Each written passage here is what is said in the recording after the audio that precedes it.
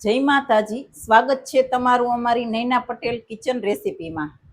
તો આજે હું બનાવી રહી છું એકદમ ટેસ્ટી અને ખાવાની મજા પડે તેવા ઠેચા પાઉં। તો તેના માટે શું જોશે એ તમને ચાલો બતાવી દઉં। આ છે કોથમરી, એક ટમેટાને મેં પાણીનો ભાગ કાઢી અને આ રીતનું કટિંગ કરી લીધું છે। તીખાસ માટે મરચા અને 10 થી 12 નંગ લસણની કળી। આ છે કટિંગ કરેલી એક ડુંગળી, એક વાટકી સિંગદાણા, આ છે પાઉં અને બાફેલા બટેટા, આ 1 ચમચી ચાટ મસાલો અને આ મસાલો છે તેની આપણે ગ્રીન ચટણી બનાવશું।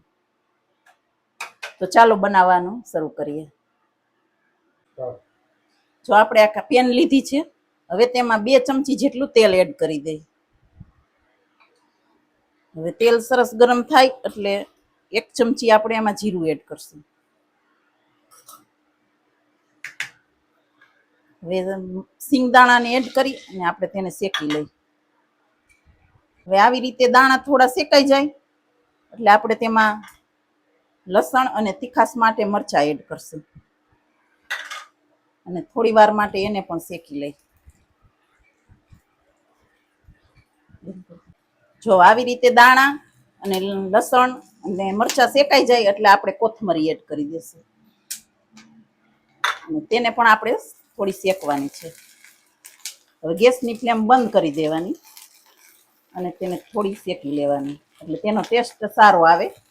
આમાં આપણે હળદર અને લાલ મરચુંનો ઉપયોગ નથી કરવાનો, કોથમરી આપણે ઝાઝી એડ કરવાની એટલે ગ્રીન કલર રહે એનો।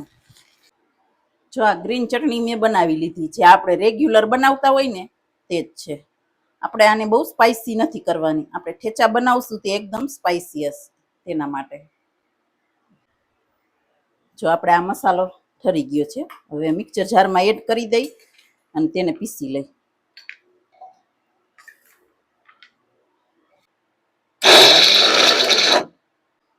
જો આ રીતે મેં અધ કચરું પીસી લીધું છે। જો આ બટેટાને આપણે બાઉલમાં એડ કરી દઈ અને મેશ કરી લેવાના। જો આ બટેટા મેશ થઈ ગયા, હવે આપણે આ મસાલો નાખશું એમાં।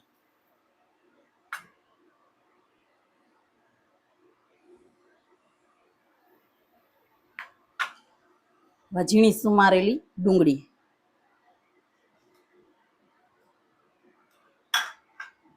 ટામેટું, આ 1 ચમચી ચાટ મસાલો, આમાં આપણે બીજા કોઈ મસાલા એડ નથી કરવાના અને સ્વાદ પ્રમાણે મીઠું એડ કરી દઈએ। હવે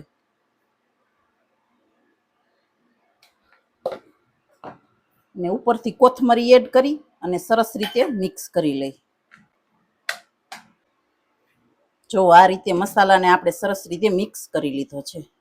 હવે આપણે આને પાઉંમાં ભરી દેશું। આપણે પાઉં ઉપર પેલા ગ્રીન ચટણી લગાવી દઈ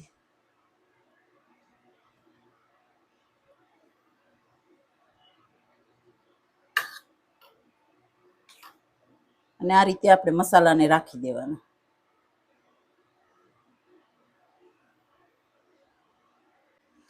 હવે ઉપર ચીઝ એડ કરી દઈ। ચીઝ નાખવું હોય તો નાખી શકો છો અને ન નાખવું હોય તો તમે સ્કીપ પણ કરી શકો છો। આવી રીતે આપણે બધા પાઉંને ભરી લેશું।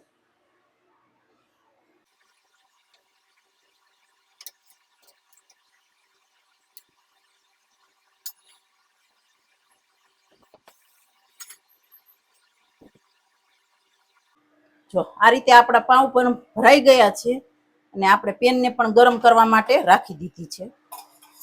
હવે આપણે 1 ચમચી જેટલું ઘી એડ કરી દઈએ। જો તમારી પાસે બટર હોય તો તમે લઈ શકો છો। હવે આપણે આ મસાલો હતો તેને એડ કરી દઈએ। આવી રીતે સરસ મિક્સ કરી લેવાનું। હવે આ પાઉંને આવી રીતે રાખી અને આપણે શેકી લેવાના।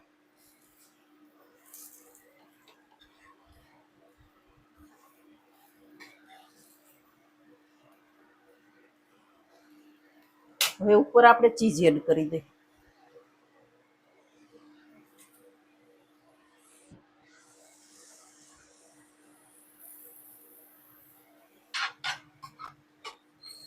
જો તો તૈયાર છે ઠેચા પાવ.